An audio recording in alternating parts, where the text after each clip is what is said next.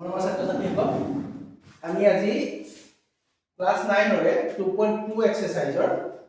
3 number অংকটা কৰিবলৈ আগবাঢ়িছো। ইয়াৰ আগতে আমি কলৈকে কৰিছিলো 2 নম্বৰ অংকটালৈকে কৰি দিছিলো।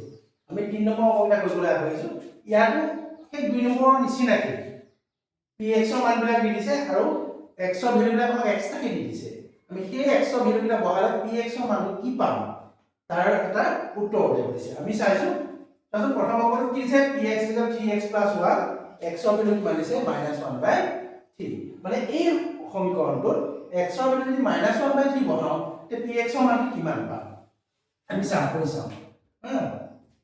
এটাকে p x ৰ জায়গাত কি বহাব দিছে -1/3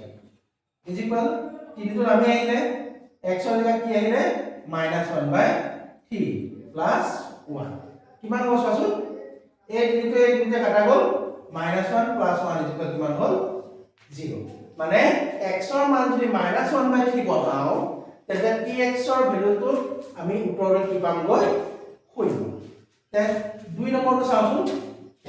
2 নম্বৰত কি দিছিলে px ৰ মানটো 5x - 5 আৰু x ৰ ভ্যালুটো কিমান কৰিছে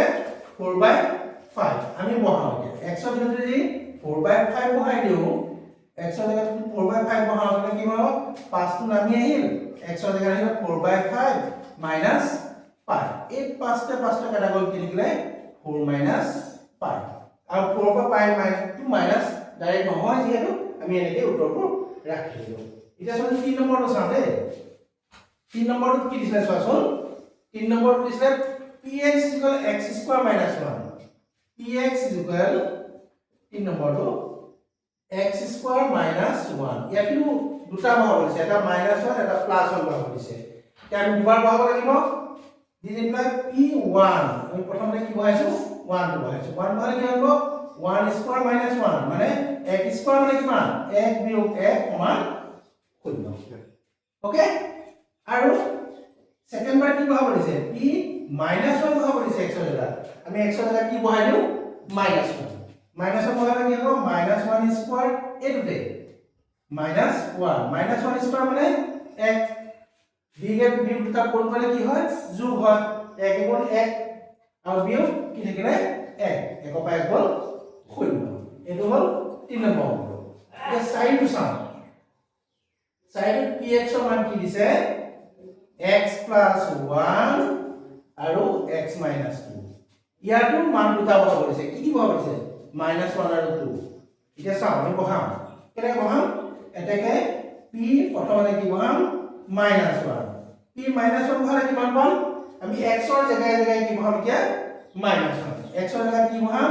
-1 + 1 আকৌ ব্ৰেকেট ইফালে আহি গ'ল ইয়াত থাকিলে -1 - 2 এই উত্তৰটো কি পাম চাচোন বিয়োগকে যোগকে হ'ল 0 পূৰণ বিয়োগ 2 বিয়োগ 1 মানে বিয়োগ 3 0 লগত যিয়ে পূৰণ নকৰো উত্তৰ কি হ'ব 0 আৰু সেকেন্ড বাৰ কি বহাব দিছে p2 বহাম ক'ত বহাম ইয়াতে বহাম x টো নমাই গ'লো x ৰ জায়গাত কি আহিলে 2 + 1 2 বিয়োগ 2 এইটো ইন্টাৰেষ্টিং মানে 2 1 কিমান হ'ল 3 পূৰণ 2 পৰা 2 গ'ল 0 আলটিমেটলি উত্তৰটো কি পালো 0 তাৰ পিছত আহি আমি 5 নম্বৰটো লৈ যাম আমি কেইটা কৰিলো 4টা কৰিলো বুজি পাইছা চাগে বুজি পাইছা কি অসুবিধা আছে না ঠিক আছে আমি 5 নম্বৰটো লৈ আহিছো 5 নম্বৰটো কি আছে x² মানটো বহাব দিছে px = x²। px ৰ মানটো দিছে x² আৰু x ৰ ভ্যালু কিমান বহাব দিছে 0 px = x² x ৰ ভ্যালুটো 0 এটাকে p0 = কি হ'ব x ৰ ঠাইত কি হ'ব 0² মানে 0 একে সহজ হ'ব মানে তাৰ পিছত আহিলে 6 নম্বৰ এই 6 নম্বৰটো ষ্টাৰ মাৰিবা 6 নম্বৰটো ষ্টাৰ মাৰিবা এনে প্ৰায় আহে ইয়াত কি দিছে px ৰ মান কি বহাব দিছে lx + m আৰু x ৰ জায়গাত কি বহাব দিছে m/m তো এটা খুব আহে এতিয়া আমি কি বহাম এটাকে p x ৰ জায়গাত কি বহাম -m/l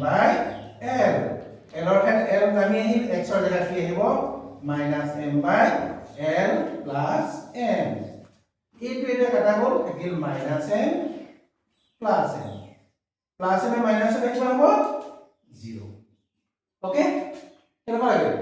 ভাল লাগিছে ঠিক আছে আমি 7 নম্বৰলৈ যাওঁ 7 নম্বৰটো প্ৰায় আহে দেই 7 নম্বৰটো এইটো ষ্টাৰ মাৰি থোৱা পৰীক্ষাত প্ৰায় আহে ভালকৈ চাবা তাত কি আছিলে px ৰ মান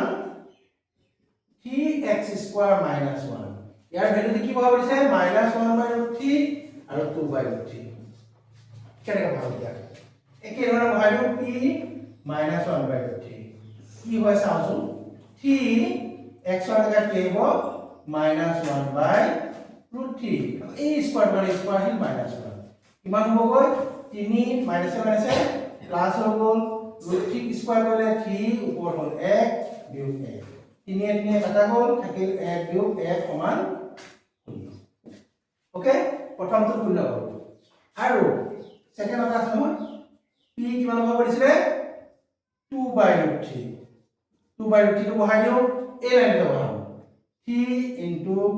2/√3 square minus 1 কি হ'ব 3 পূৰণ 2 দুগুণ 4 √3 স্কয়াৰ কৰিলে 3 minus 1 3 কাটা গ'ল থাকিল কিমান 4 বিয়োগ 1 সমান 3 ওলাল দুটাৰ পৰা ওলাল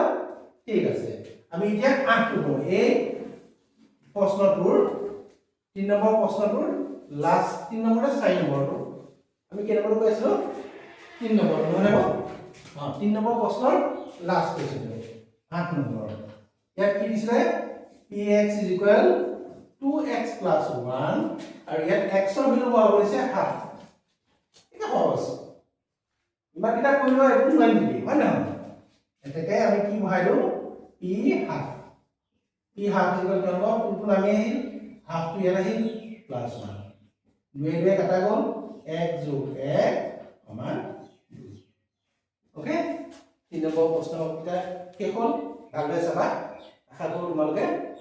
ভৱিষ্যতে ভাল হ'ব ধন্যবাদ